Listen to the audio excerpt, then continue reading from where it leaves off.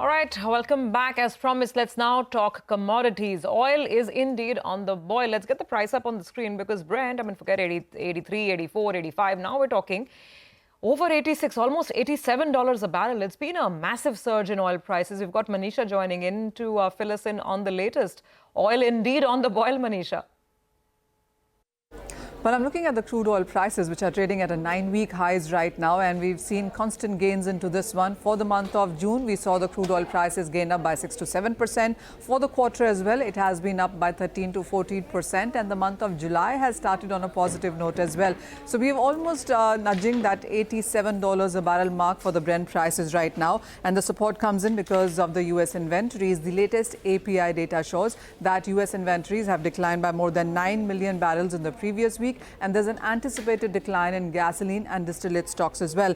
The reason for this is that it is the U.S. summer driving season demand, and the anticipation is that you will see travel increase by more than 5%, and the car travel will increase by 4.8%, and that will dip into the U.S. inventories there. So that is the first reason. The second is also about the decline in U.S. dollar that has led to many of these dollar-denominated commodities trading on the higher side.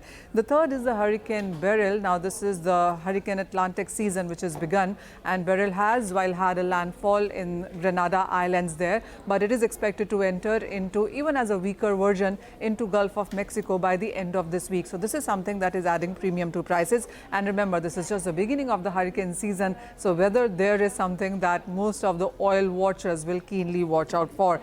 It is also about the markets looking at the OPEC June output, which was slightly higher because of increased output from Iran and Nigeria, but the expectation that OPEC would want to push in for a higher understanding in sense of agreement is yet another reason that you have seen support from most of the world. Wall Street banks and brokerages also seem to believe that this quarter you could be looking at increase in demand, increase in deficit in sense of supplies, and higher prices also. A larger range that you're getting to see for this quarter for the crude prices is anywhere between 78 on the lower side to 98 on the higher side.